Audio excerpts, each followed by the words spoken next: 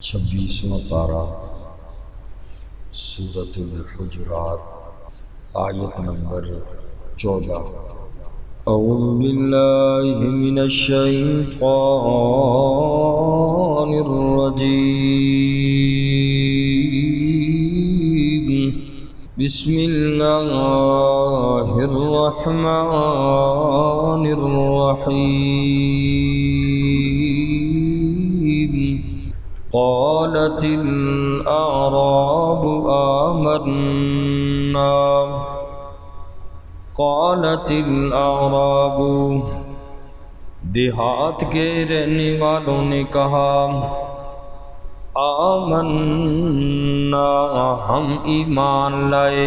قل، آپ فرما دیجئے، لم تؤمنوا، تم ایمان نہیں لائے، وَلَكِن قُولُوا أَسْلَمْنَا، اور لیکن تم کہو ہم اسلام لائے۔ وَلَمَّا يَدْخُلِ الْإِيمَانُ، اور ابھی تک داخل نہیں ہوا ایمان، فی قلوبکم، تمہارے دلوں میں، وَإِن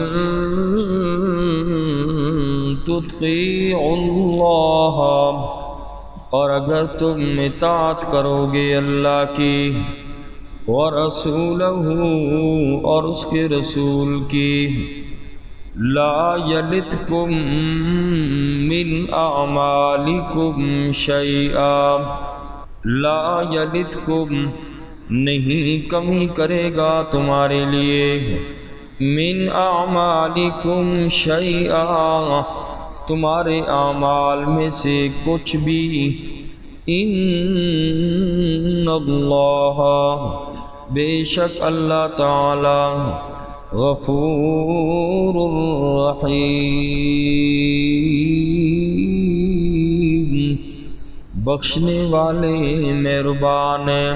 اور آج کی آیت مبارکہ میں ان لوگوں کا شکوہ کیا جو ایمان کا دعویٰ تو کرتے ہیں مگر ان میں ایمان پورے طریقے سے راسخ نہیں ہوا۔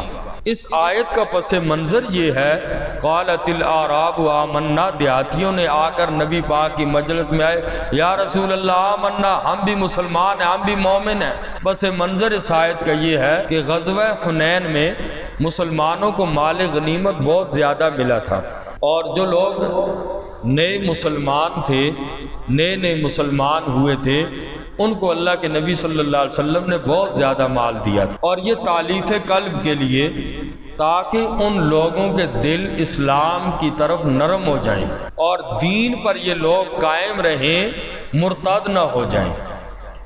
ابتدائی اسلام میں تالیف قلب کے لیے جہاں زکوٰۃ کے مصارف سورہ توبہ میں بیان کیے، وہاں پہ ایک مصرف تالیف قلب کا ہے، والمؤلفۃ القلوب، مؤلفہ قلوب، یعنی ان کو بھی آپ زکوٰۃ دے سکتے ہیں۔ کافر کو اسلام کے قریب کرنے کے لیے ان کو زکوٰۃ ابتدائی اسلام میں دی جاتی تھی، اور جائز تھی ان کو دینا، اور کیونکہ اس زمانے میں مسلمان تھوڑے تھے، اور تھوڑے بھی تھے مسلمان، کمزور بھی تھے۔ اس زمانے میں تالیف قلب، دل نرم کرنے کے لیے، اسلام کی طرف مائل کرنے کے لیے کافروں کو بھی زکوٰۃ دینا جائز تھی، لیکن اب تالیف قلب کے لیے کسی کافر کو یوں ادھر اسلام کے لیے راغب کرنے کے لیے زکوٰۃ دینا جائز نہیں ہے۔ تو بہرحال دیہات والے لوگوں نے سنا کہ رسول اللہ صلی اللہ علیہ وسلم ان لوگوں کو بھی مال اور غنیمت دے رہے ہیں جو لوگ مسلمان ہو رہے ہیں، جو مسلمان ہیں آقا ان کو بھی مال دے رہے ہیں۔ اب کوئی مدینے سے 50 میل دور ہے، کوئی 100 میل دور ہے، کوئی 200 میل دور ہے، یہ سارے آگے ہیں، کافر ہیں، لیکن دل کے اندر وہی نفاق ہے ظاہری۔ صرف مال لینے کے لیے کلمہ پڑھ کے نبی پاک کے پاس آ کر کہنے لگے، یا رسول اللہ، ہم نے سنا ہے آپ مسلمانوں کو مال دیتے ہیں، ہم بھی ایمان والے ہیں، ہم بھی مومن ہیں، اور یہ صرف مال کے لیے انہوں نے ایسا کیا۔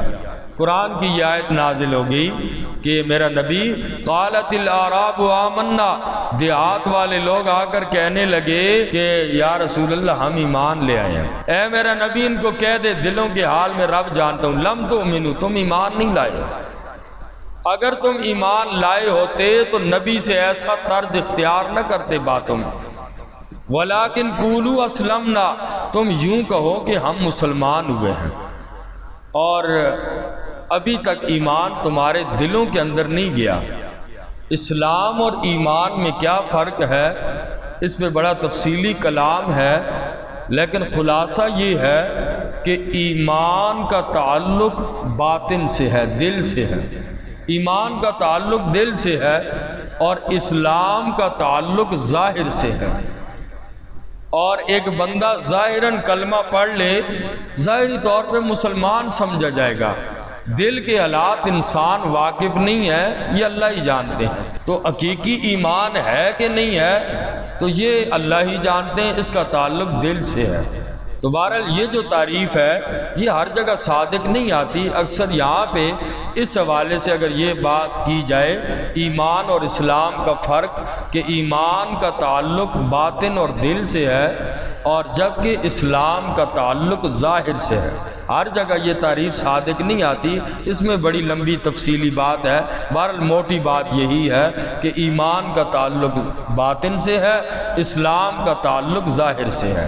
تو اللہ نے بھی فرمایا یہ جو لوگ آئے ہیں میرا نبی، یہ لوگ یوں نہ کہیں کہ ہم مومن ہیں، بلکہ یوں کہیں کہ ہم مسلمان ہوئے ہیں۔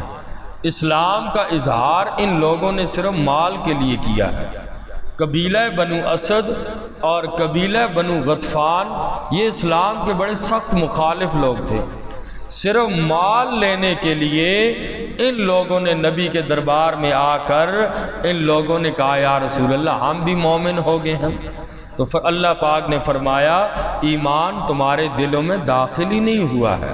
اور اگلی آیت مبارکہ میں اللہ پاک نے سچے ایمان والوں کی نشانیاں بیان کی، جبکہ ان منافقوں کے اندر یہ نشانی نہیں پائی جاتی۔ فرمایا قالت الاعراب آمنا، دیہات والوں نے کہا ہم ایمان لے آئے۔ قل فرما دیجئے لم تؤمنوا، تم ایمان نہیں لائے، ولیکن قولوا اسلمنا، اور لیکن تم کہو کہ ہم اسلام لائے، ولما يدخل الایمان فی قلوبکم، اور ابھی تک داخل نہیں ہوا ان کے دلوں میں ایمان، وَإِن